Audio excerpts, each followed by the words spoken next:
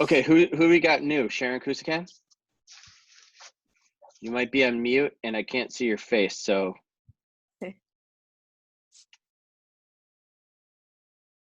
Jillian, sometimes if the signal goes shitty, that's where you just see their name pop up. It means like they're in a bad signal, whatever, because it takes a fair amount of data or bandwidth to get this video going. Lisia's on, Sharon K. I like the gallery view. I like the Ligia. Yeah, Ligia, you were probably muted. Oh, now we can hear you. Yeah. Okay, so when we get a lot of people on these things, it's good to just mute yourself until you have something to say, because background noise can be really distracting for a lot of people. Hopefully you don't see any kids bust in the door here. That would be my background noise, but just be cognizant of that, okay? But we don't have everyone, but I don't have any text saying anyone else is trying to get in, so let's just roll with it, so I respect your guys' time.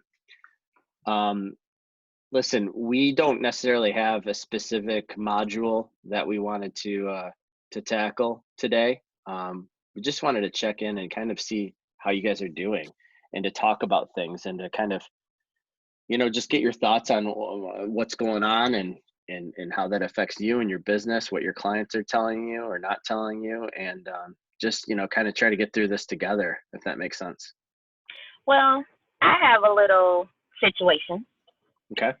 I just left a home inspection, and okay, let me back up. This is a cash deal that my client is buying out of her 401k. So she was worried about the stock market dropping and her not having enough money to complete the deal. So she told me that's not going to be an issue. I guess she had already requested the money. Good. The contract was finalized on Friday. We had a 5-day inspection period with the 2 days notice, right? Okay. So my client doesn't speak English. Her daughter, who's in my sphere, who referred me to her, translates for her. So the daughter is a nurse and was kind of dragging her feet, ordering the inspection and that sort of thing. So yesterday, the inspection was ordered, which was day 5. The inspection was ordered, and she brought the EMD. Inspection was done today. So there's some things on the inspection, because I always go to the inspection. So there's a leak under the sink.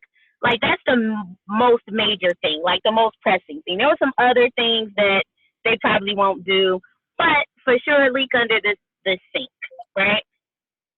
So I leave the inspection. I text the realtor. Oh, let me back up. I always ask for a home warranty on my home.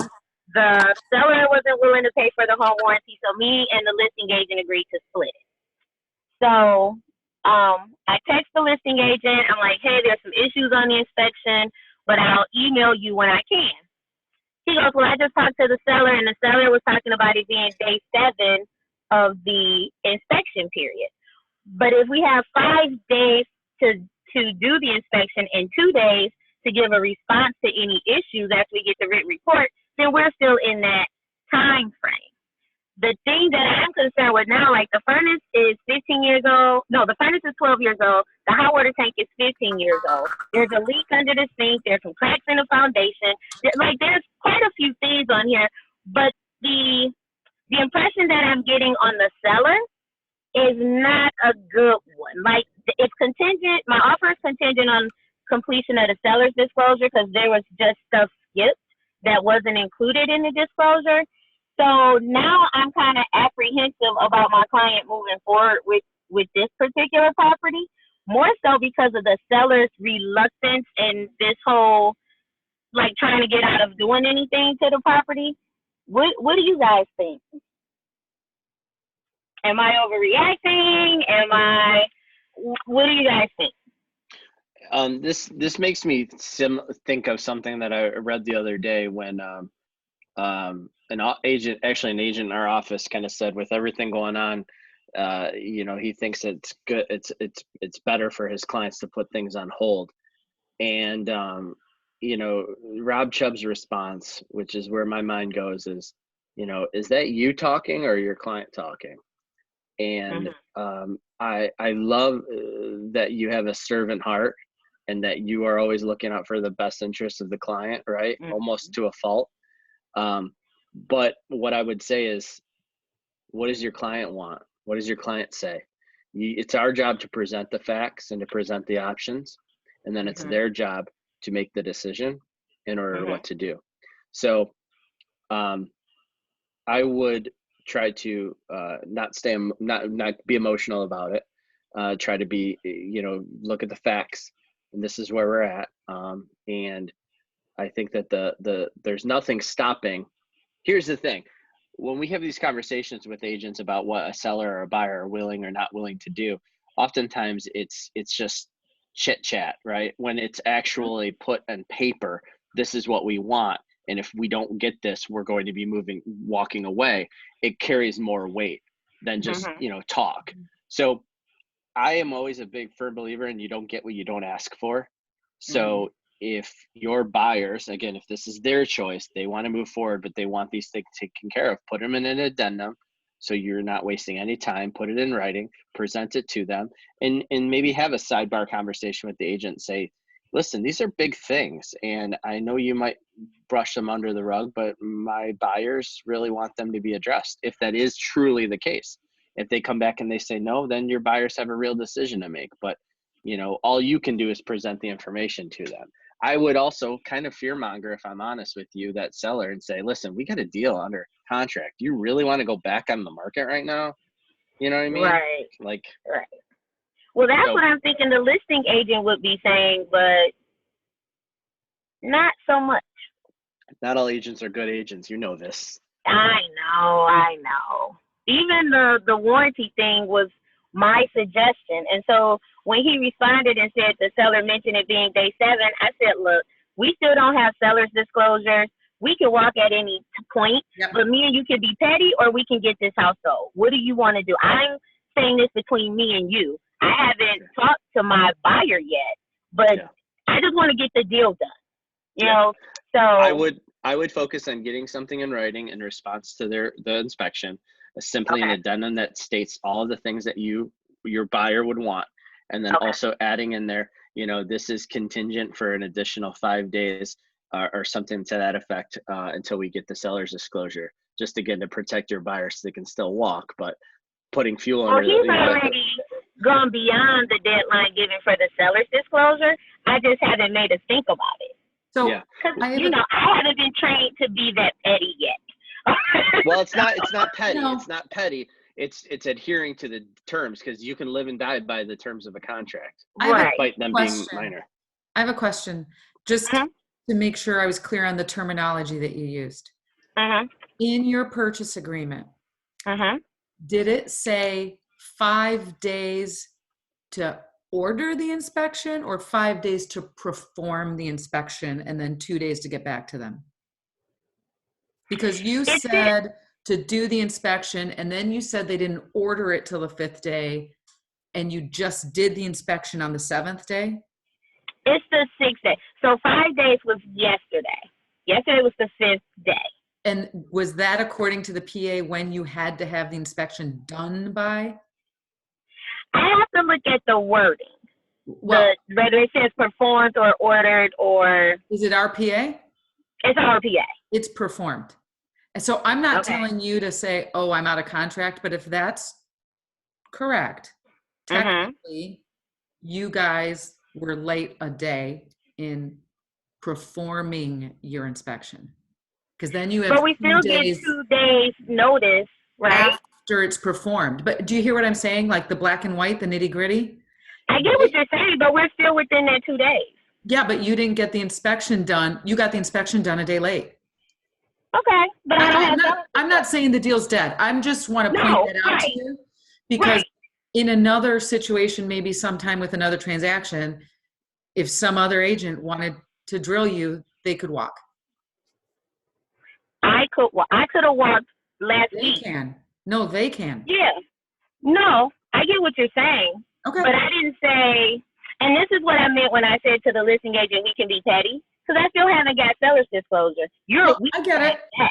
So, and I don't know how in that addendum that states the seller's disclosures, in retrospect, maybe I would have said, the inspection period begins the date that seller's disclosures are received or something like that. Whatever. But regardless, right now, I don't think you have two parties fighting to get out of or get in a contract. You just have to provide in writing what it is that your buyers want to do going forward. So that's documented. And when they respond with that, you can do that dance. But in terms of, from day one, the agent being shitty and blah, blah, blah. It's well, and this is the thing. Sucks. I think the agent is cool. I think the seller is being shitty. Yeah, I think it's his client. Yeah, but I'm and not that happens. totally sure. I think I'm more motivated to get the deal done than what the seller is. Yeah, no, I get that. So, we can nitpick over the little things, but if they really want to sell their house and I have somebody that really wants to buy it, let's just figure it out. That's how we ended up splitting the home warranty thing. But now, you're going to nickel and dime me on, the inspection was done a day. Come on. I'm trying too hard to sell this house for the seller. Yeah. That's how I feel. That's Tasha's feelings. That's not buyer feelings, but you get what I'm saying. Sure. You need to set that aside. Yeah, I would just today get in writing what your buyers want to do to move forward, and then deliver that, just so you have that documented. And don't even worry about whatever the comment is made about the inspection period or whatever. No. Because at the end they of haven't the day, provided you in writing a mutual release or saying something that they want out. Right. And you've got other outs, right? You haven't received the seller's disclosure. It's still contingent upon the appraisal. So if you want it out, you could send them a release too. It's a cash deal, so there's no appraisal. Okay. But yeah. At the if end they of the haven't day, delivered the seller's disclosure, though, that's your out. Yeah. But you're not playing that card. You're like, listen, but put something in writing today. So you can't be. They can't try to use that against you again. Okay. Because at the end of the day, what's in writing is what everybody's going to roll with. It doesn't matter who says what. Okay. Yeah. Right? Or who's being petty. And be petty and whatever. It's what you guys get signed and in writing that's going to rule the day. So the things that I put on there that the client wants done or repaired, should I say anything about a deadline or extending the inspection period, or do I say anything about that? In my addendum, They only have 2 days. Well, depending on how you filled out the PA to begin with, I usually fill out everything 2, 2, and 2, right? So that's how I did it. Okay. So it's 2, 2, and 2. They have 2 days to get back to you. Yeah, if you still don't, if you had written in the purchase agreement that it was contingent upon the seller's disclosures and you still have not received them, identify that in the addendum and state this counter offer is contingent upon the receipt of the seller's disclosures within 24 hours, 48 hours, 12 hours, something, some sort of firm timeline. Well, in the initial offer, yeah, I gave them an actual day to get the seller's disclosure, and they didn't send it. Okay. Well, then put a new date, put a new deadline, or walk. Okay. I'm thinking the title company would require you to have the seller's disclosures done anyway at some point before it closes, right? Well, yeah, but I don't want your buyers moving forward if they haven't had a chance to review those. No, but ultimately it's the buyer's decision. Yeah. Okay. Okay. Well, I'm glad that you've got it. I appreciate that feedback. See, this is what I need. Talk me off the ledge, because I was annoyed. I was really annoyed by that response. Oh, it's day 7. Hey, I think everybody on this computer screen, I have heard at one time or another in the office, me and Matt included, venting and the other person talking them off the ledge. I mean, that's what we do, and that's okay. Right. Yeah, I've got a closing next week, and it's out-of-state buyer. I'm representing the seller, and the buyer's agent calls me yesterday. She goes, well, they need the documents overnighted. Well, who pays for that? Do you pay for that? And I'm like, no, I don't pay for that. She's like, well, do I? I was like, Amy, it's $25. You're about to get a $15,000 commission check. Pay for it. Like, just like, it upsets me that you're even asking me this, but, so how is everyone else doing? On a scale Michelle, of what 1 are to you doing? 5, is everyone locked in home? You're probably on mute. Just if you want to say something, just unmute yourself. FYI. Can you hear me, Matt? I Yeah. can. Hi, Kim. Okay, so hi. So this is my situation. I put a purchase agreement in, or an offer in, I'm sorry, Mhm. on a house. And it was much lower than it really should have been. Because they're, the market's going down and the world's coming to an end, right? So your buyers smell blood and they want to try to take advantage of the situation? Right. Now, Okay. That's okay. to start with, they're like, well, the roof is, at its life expectancy and the furnace is at its life expectancy, which it is. They both will need to be replaced at some point. But I have really shared with them the comps. I mean, this house is, it's in the market to sell. Like they don't think they're taking advantage of the situation by any means with their list price. Okay. So we obviously got rejected, and they pretty much said, we're not even going to counter. They're very upset and they were very, irritated, which I did share with my clients. I said, now we talked for a very length of time about, again, we're going to be putting your house up for sale. If you received an offer like this, how would you feel? This could be very insulting. We may or may not even get that counter, which we didn't. So the listing agent pretty much said they're countering at full price. They're insulted, like, et cetera, et cetera. Sure. I had, of course, called the listing agent ahead of time and said, hey, this offer is coming over. I'm assuming it's probably not what your sellers are looking for. These are our reasons why, right? So now my clients are just like, well, that's fine. We'll see how it is next week when they don't have another offer, and then we'll submit again. And I was like, well, okay, we can't submit the same offer. I mean, if your end game is to get this house, submitting the same offer week after week is not going to get you there. I understand, the economy is in a situation that we've never been in before. But still, just as you don't want someone to take advantage of your home, they don't want the same thing for their home. And Sure. I have another client, we haven't put the offer in yet, but the wife is in love with this home. They've been looking on and off for like 8 months. They don't waste my time. They know exactly what they want. So we've only seen 4 homes.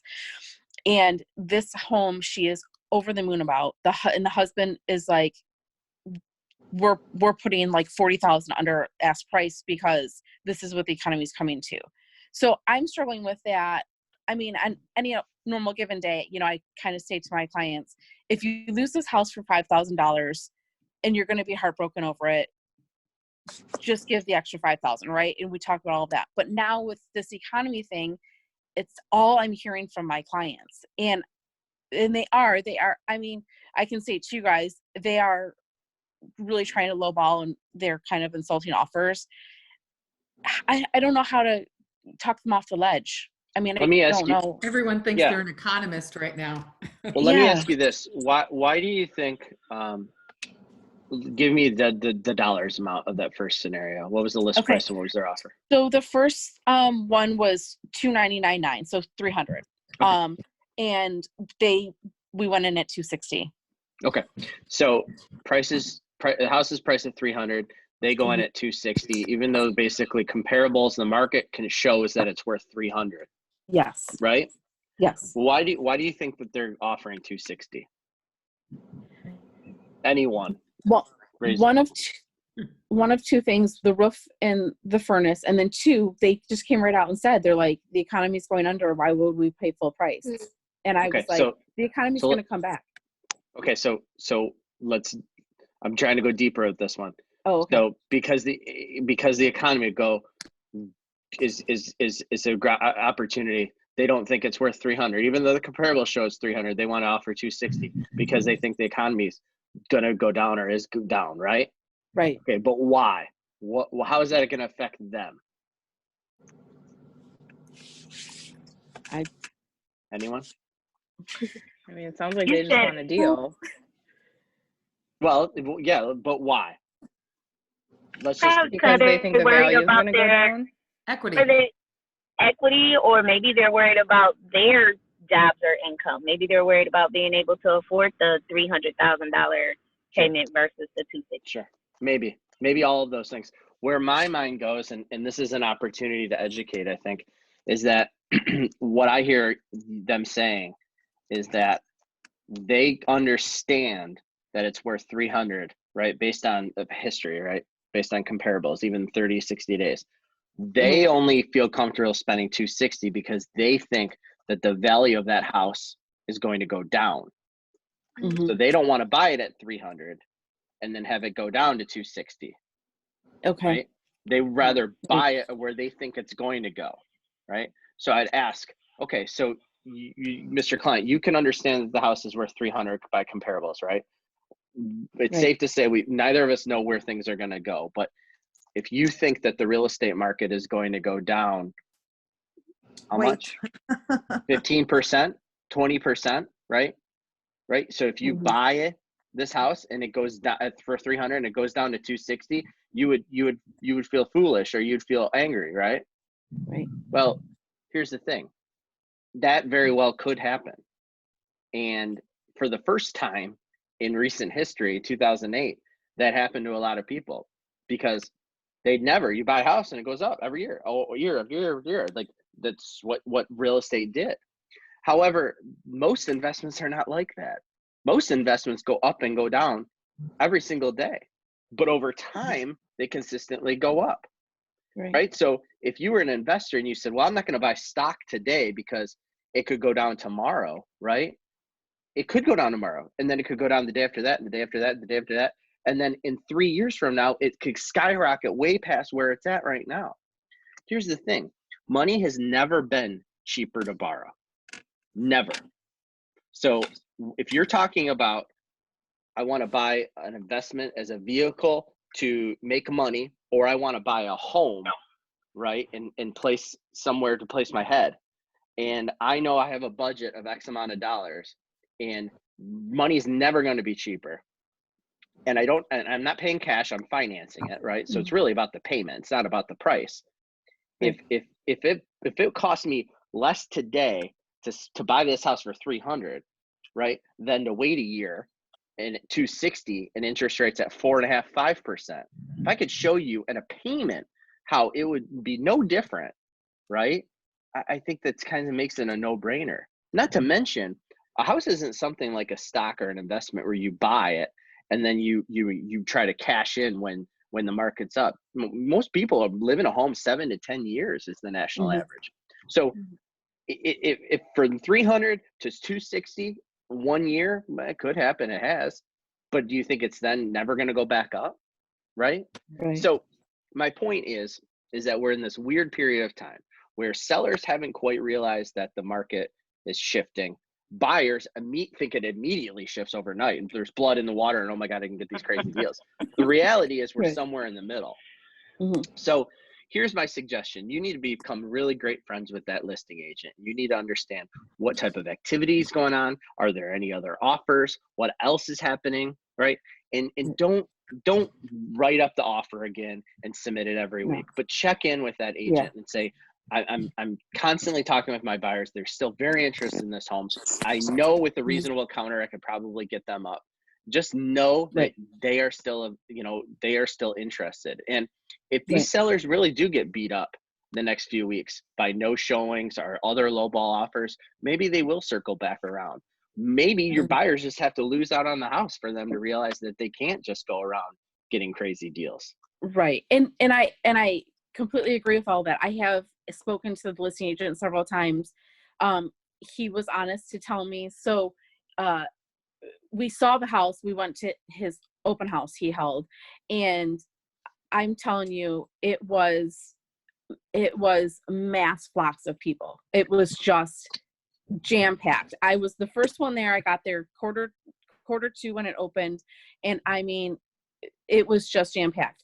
And he was very honest to say to me, there were several people interested in it, but unfortunately, because it's on an 1.5 acres, when they found out they couldn't put a fence up, many of them dropped out.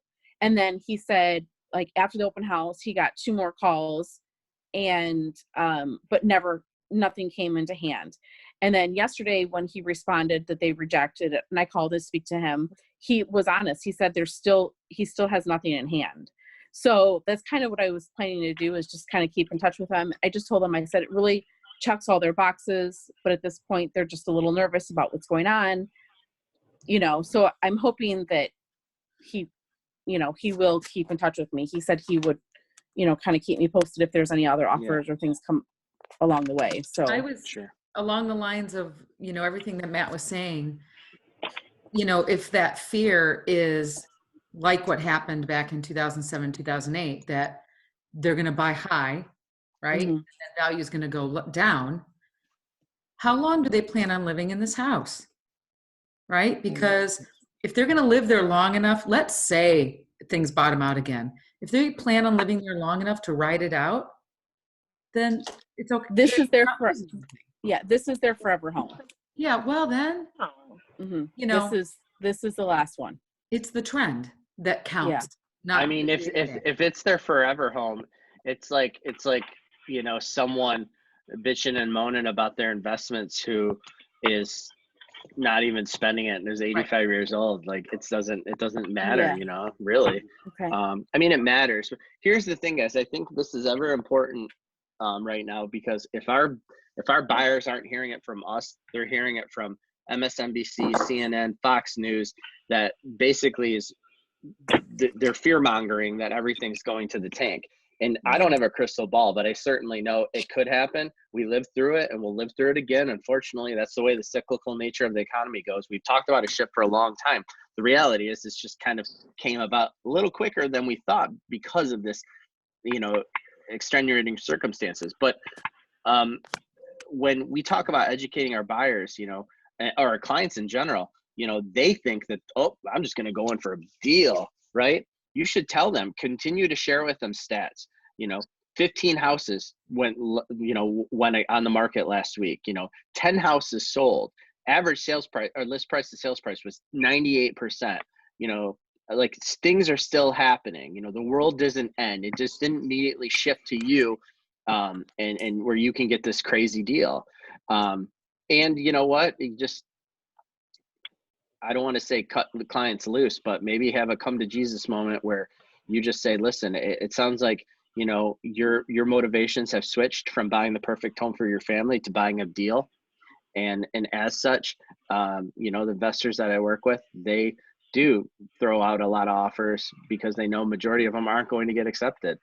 And if that's the way you want to play, I'm game to do that. I just want to let you know, you can't simultaneously fall into, love with your dream house, your forever home, and expect to get it at some crazy deal when we have a lot of other people out there looking, Yeah. Okay. So, all right. Thank you. Just be a consultant. Just Good. just be a consultant to your clients, I think, and educate them what's going on, because like Rob said, I think in his thing is, if we're not providing the voice of reason, people are going to listen to the loudest noises out there. And unfortunately, there's no lack of it between social media and the news right now. I mean, there's not a lot of positive stuff going. The reality is, though, people still need to move. People still need to buy, sell. People get married. People have babies. Right now, if I was ever going to move, quite honestly, it would be like this week making that decision, because I am locked in my house with my family. Right? I'm serious. When people are home, they either fall in love with their home or they realize that they hate it and they want out, right? And I'm not saying that they're going to call you and want to go shopping for homes next week, but what we are doing, rather than rolling up in a ball and hiding in the corner and waiting for this to be over, is planting all of the seeds. If you stop doing the activities today, and granted, the activities have to change. It's not door knocking. It's not necessarily open houses. It's one-on-one conversations with people. It's real conversations, right? It's doing this. It's inviting, people on a Zoom call who've never done it, just to say hi. If anything, for moral spirit, right? Yeah. And just saying, and just knowing that we may have hit a pause for a bit, but your activities that you do will still show up in 30, 60, and 90 days. So if we don't do anything, you sure as shit know that the real estate, nothing's going to happen in 30, 60, 90 days, right? It's just like what happens over Christmas. When you don't work a month of December, it affects January and February. Look at February. Yep. Exactly. Yeah. I've had some conversations with people. They're really curious of what I think is going on. We had an ALC meeting earlier this week, and I'll be honest with you, I was in kind of a shitty mind space. I was still in this like mourning phase, going through some stuff with family and just feeling down in the dumps about my business and, feeling for you guys and just kind of just being scared a little bit, if I'm honest. And, we got on an ALC meeting just like this, and McFarland was telling us about an open house they had, and it was tons of people through, which is crazy to me, but obviously not everyone is super worried about this, or maybe they are, but they're just being very, health conscious. And he had multiple offers on a listing. So, we're still early in on this thing, but I know that, there's still buyers, there's still sellers, money, it's this weird environment, right? Money's never been cheaper, yet it's the best. So it's the best time to kind of ever be a buyer, because we're not quite spring market. We've got all these other things out there. Inventory is still low. It's nuts. It's really weird. So I think it's ever more important to dive into your sphere. I know that everyone has their own little different lead genning opportunities. I think you should work them all. I don't know if cold calling FSBOs and expireds right now is the route. Maybe a creative approach to that, maybe doing something a little differently. But I think we talk about it a lot, and if ever there was a time to force you to do it, it's the honest, heartfelt, one-to-one conversations and text with your people, not leading with who do you know that wants to buy or sell or invest in real estate, but leading with how are you? How are you doing? How are you feeling?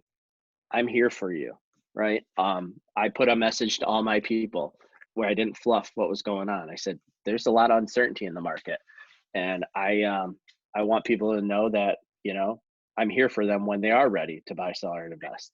And, it's just an opportunity to check in, be a little bit self-promoting, but not offend anyone, and not, be that guy that's trying to, take advantage of people or take advantage of a situation. Because I personally have not been affected by the spires, but there are a lot of people. So easy on the memes and the jokes and stuff, because you don't know who you're going to offend. I really think you need to be, just kind of moderate in this regard, but just be there for your people in different ways, especially Leisha, Kim, people with kids, reaching out to other parents. How are you doing? What do you do? I'm running out of activities for my kids. Like, I mean, if there was ever a time that gave you the opportunity to call someone you wouldn't normally call, I spoke with my grandma this morning for an hour.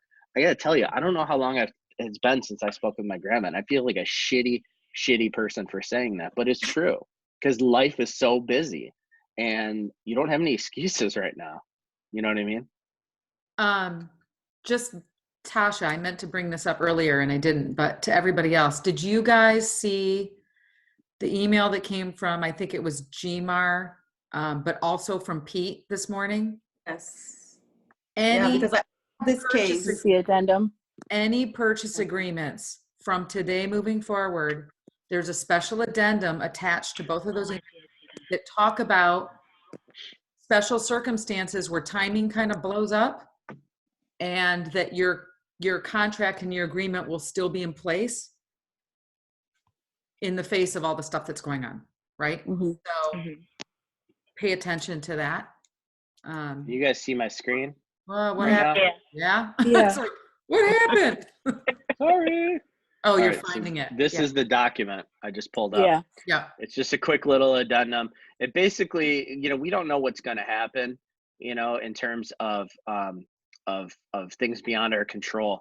But what it just basically is protecting, let's say there's a government shutdown, or you're doing an FHA or VA loan, and they can't do things in order to get paperwork done or things submitted. It just is basically putting a little bit more protection on our buyers and sellers. So we should use this addendum for every contract? I would recommend that for a buyer or a seller. Okay. Peter recommended it to every contract. Yes. Okay. Yeah, okay, here's the thing. We said new contract. If you've got a deal that you just put under contract last week, it would not hurt to put this in writing. Yeah. Especially again, if you're protecting, depending on what side you're in, you want to protect your client. So anything that's not your closed buyer. yet. Yeah. I think it also, I mean, I think our clients will really appreciate it because it really lets them know that we really are us as their agents and our brokerage are really looking out for their best interests because this is a scary time. And you know, I have another client and she's like, I want to get back out there, but it's the what if, like what's going to happen and this and that. So when I saw this, I thought of that client of mine specifically because I thought, well, this is something that can kind of ease her mind to let her know she's not going to lose an EMD or this isn't going to happen. So I think it's a great document. Yeah. So for now, mortgage companies, title companies, they're not experiencing any shutdown. The beautiful thing is that they were kind of already set up to be working virtually. So they're super accommodating in terms of closing. Next week I have a closing. My sellers rather are going to close in Keller Williams Royal Oak. Title company will meet them there because that's close to their home. And so everyone's being super accommodating. They will not do closings at a property right now though. So just be aware of that. Yeah, I have 2 closings coming up this month still, and one of the agents is a little leery, and I told her we can do a split closing if that's what you'd like. And she's like, oh, good, you know. So I have 2 listings that are going to be coming up live in the next, I don't know, probably 15 days. And I've been thinking about how do I promote still having showings coming through when people are a little leery about it.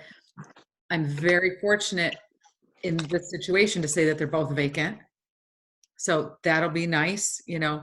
But I was thinking about maybe leaving a little tiny stand with either wipes or maybe a little box of gloves, you know, little latex gloves, you know, and a sign that says, you can slip these on and feel free to grab any door handles and cabinets and open what you'd like and light switches and with a little trash cans, then just take them off on your way out to reassure people that are coming through. Yeah, Sharon, I showed a house 2 days ago and they had a little table set up and they had Lysol spray, Lysol wipes, the little wipes you could wipe on your phone with. They had gloves, like everything was right at the front door. And I was pretty impressed. Yeah. I was talking like, to another. This is great. I was talking, whoops. Oh, my thing's going to run out of batteries. I was talking to an agent yesterday because I was at Penton Rise jetting the sewer lines yesterday. And she was saying that what she was going to do is, you know, ask the sellers, if you go to show a house, turn all the lights on for us. We won't touch anything. We won't turn any lights off on the way back out. You know, just these reassurances that some people may want to feel, right? Or leave little shoe booties at the door so that they don't feel like you're tracking things in from outside. I'm even going to put something like that in my comments. I'm going to say, hey, this home is vacant. It's safe to come in and see it. Creative, right? In that respect, to try and still get people to come through. I hosted open house on Sunday for Dave. That's the one they're talking about with all the people that came through. And he had from Saturday, he had like a little table set up with gloves and hand sanitizer and then a sign that said like, you know, in your best interest or for your safety, or and everyone was using it. But yeah, it didn't stop like 30 people from coming through. Right.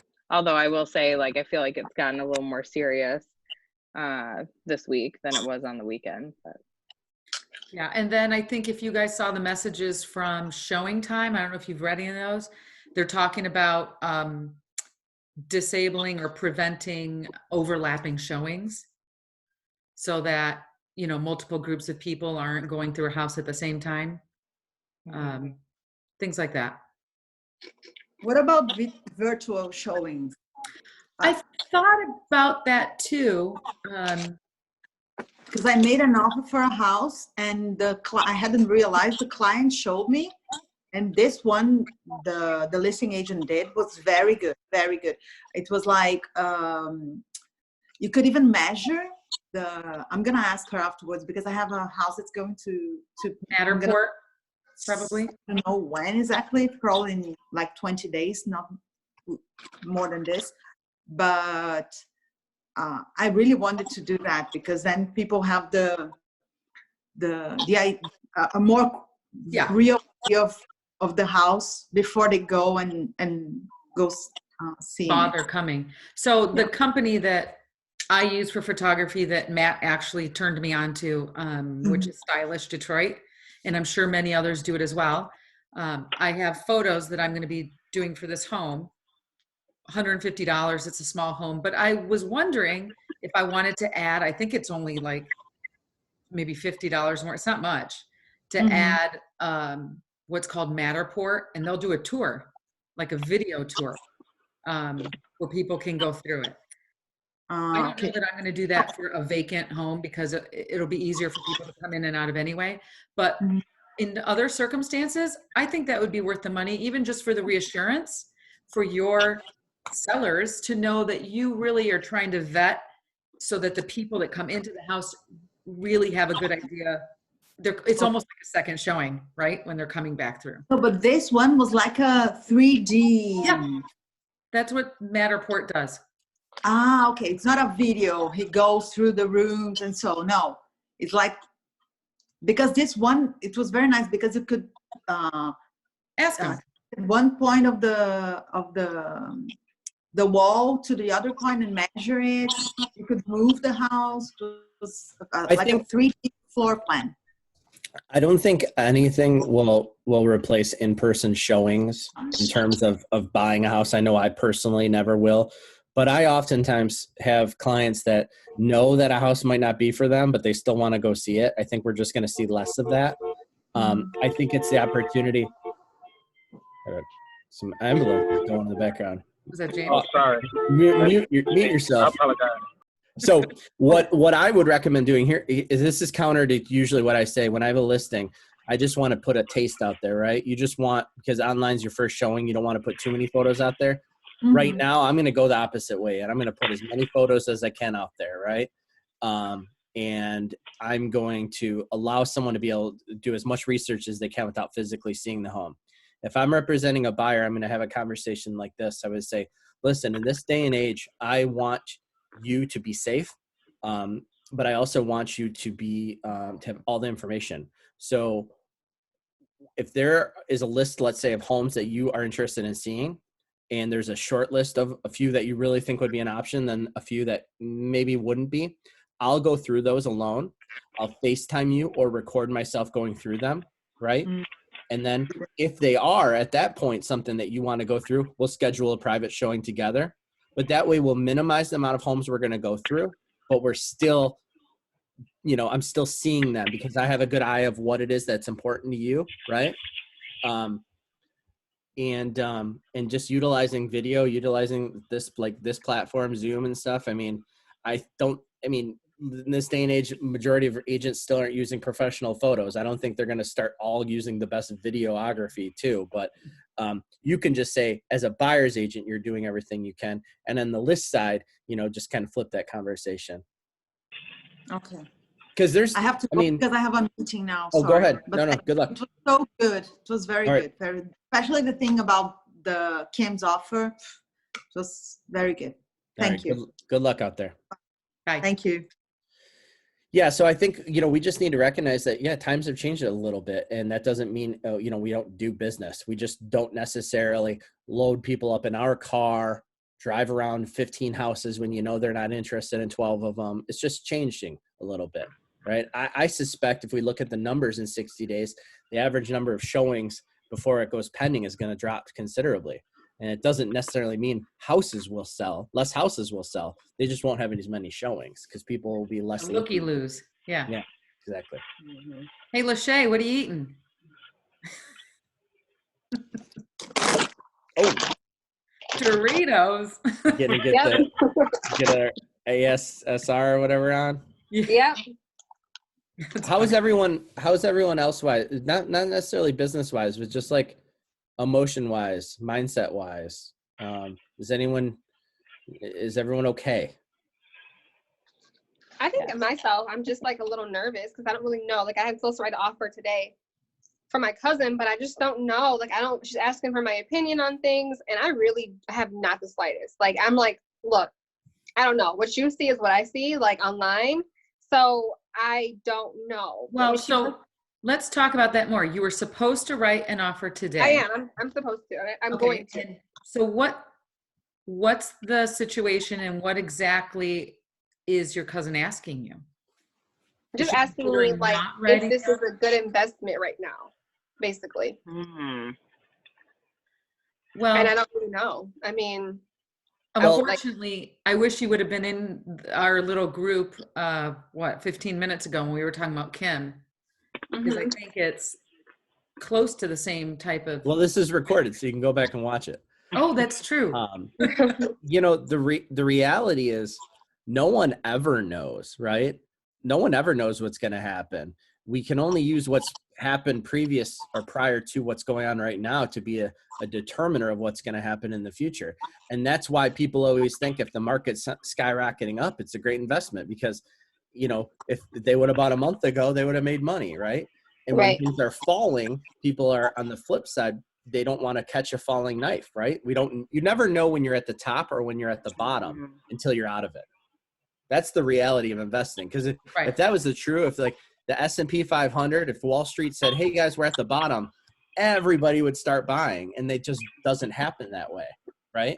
And then conversely, well, if we were in an upward swing with the market, why would people be buying? Because it's just going to keep going up and up and up. Or why would they sell, right? Why would they wait? The reality is we never quite know. And, as a person who's never experienced this market, right, like yourself, I think it's absolutely okay to just admit that you don't know. Right. You don't know. We are hopeful. We know that the market is cyclical. It goes up and it goes down. And if it makes sense for someone now to buy because of the long-term plan with their family, it's never the bad time to buy, right? Yeah. And back to that same, the two concepts with Kim, one being, how long are they going to plan on staying in the house? Because like with any investment, you don't lose money till you sell, right? It's all just numbers on paper. And again, also, as with all investments, it's about the trend. It's not about what's happening every year or 2 years. If they're going to be in this house for 7 or 8 years, they're going to be okay. Because as the trend goes, they're going to end up on top. At the end of the day, real estate's the only thing that has, and Michelle can attest to this in investing. It's the only investment that has brick and mortar, that will never go down to zero, right? Knock on wood. But, unlike buying a stock or investing in a company that can go bankrupt or go to zero, real estate will never go to zero, right? The values will go up and they will go down, but it'll never go to zero, right? And in the meantime, unlike owning a stock or a 401k or a Roth IRA, that's just a piece of paper, in real estate, you get to live in that investment. You get to place your head somewhere. You get to enjoy it and raise a family there and do all the things that, we have to remember to talk to our clients about of why real estate is something that they want to buy, not enjoy just the value of it. Mindset, right? Does that make sense? So, at the end of the day, if you're going to be paying money to live somewhere, you might as well buy something. If you already own something, but you're not happy in it, you might as well buy what you're going to be happy in. And, I don't ultimately know what's going to happen, but what I do know is that in times of uncertainty and in times where people are running away is when, millionaires and billionaires are born. They say the time to invest is when there's blood in the streets. I know that's a very morbid concept, but we too will get through this, right? We're just at the beginning of the pain, and we don't know how long it's going to be till the wound, clots up and heals. Warren Buffett's the one that says investors are should be greedy when others are fearful. Yeah. That's that's when you got to jump in. Yeah. But the last thing I would say, Lashane, in terms of that is to not, and I said this similar thing to Tasha, is try not to let your feelings, thoughts, insecurities, or fears transfer to your client. You may do that without realizing it, right? Even the way that you answer a question when they say, what's going to happen? You know, you have to be able to say, listen, people were saying the same thing in 2008, right? And you know what they said in 2013? Gosh, I should have bought more in 2010, 2011. You know, I mean, it's funny, but it's true. I would be careful with that analogy because today we're at the top. So if you say that, they might say, well, I'm going to wait another year or two because I think it's going to go down. So I don't know if I would say that today. No, I mean, I hear totally what understand. I know where you're getting. Yeah. Yeah. So, sorry, you hear a dog barking. What else? Everyone else, Megan, you've been awfully quiet. I'm good. You good? I have a couple buyers I'm working with that are still like interested in going out, so I feel pretty okay with it. So I don't know. One is a couple for this weekend, and others a lady I got from that open house actually. We wrote an offer on that house, but we didn't get it. I went and met with her. I'm like, I don't even know what day it is anymore. Thursday. Thursday. So that was Sunday. I went and met with her Tuesday. I had an appointment. I just ended up going to her house. So yeah, I'm sending her stuff, but she's kind of picky about what she wants.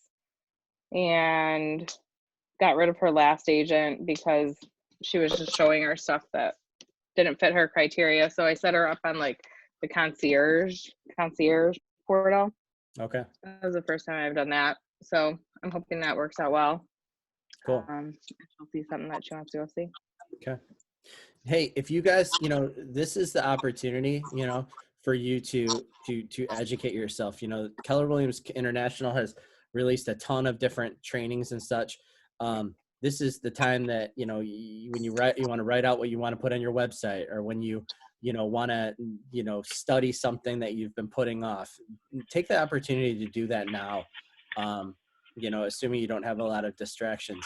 If you want to get out and you're going stir crazy, get out and drive your area, drive your farm, look for sale signs, look what's going on, you know, in the market. I noticed in the neighborhood over, there was 2 moving trucks in front of cars or in front of houses. So I went home and I look up, I'm like, did they sell? Are they active? Like, you know, I mean, it spurred kind of something I hadn't done in a long time. So if you got to get out of the house, make it purposeful, to do something that will help your business. You know, reach out to local businesses, see what you can do to help. You know, anyone that has a part of their business plan to be community outreach and stuff, now is a phenomenal time to do that.